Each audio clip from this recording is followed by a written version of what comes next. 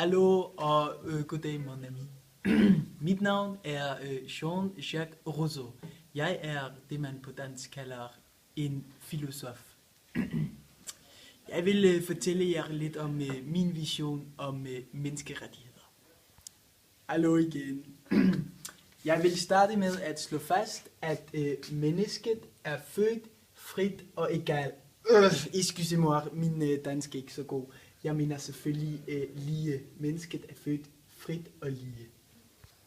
Jeg mener, at mennesket besidder en naturlig vilje til at overleve, og samtidig en modvilje til at se andre lide.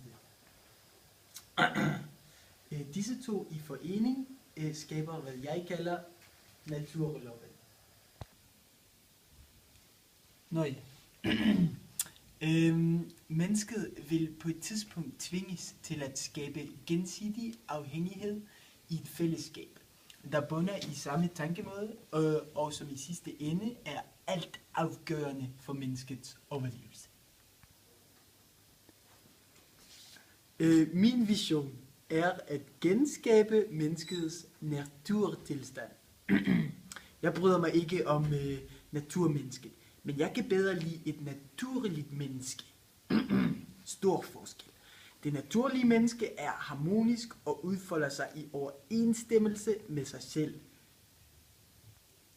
Det naturlige menneske adlyder sin samvittighed og opnår derved mit højeste mål, fred med sig selv og andre. Dette begreb kalder jeg samfundspagten. Enhver underlægger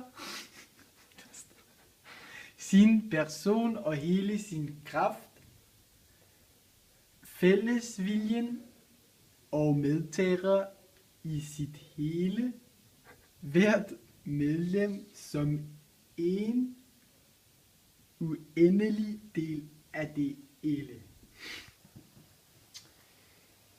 Min kollega Gant mener ikke, at en samfundspagt er nødvendig for menneskerettighederne.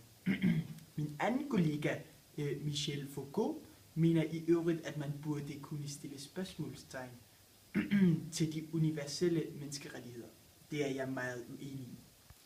Jeg var en af de første til at tænke, at et samfund kan bygges på eller omkring et fællesskab og menneskerettighed.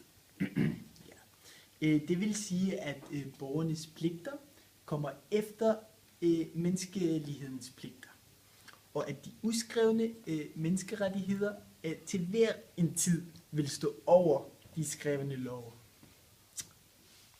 Menneskets rettigheder skal være sikret fra naturtilstanden.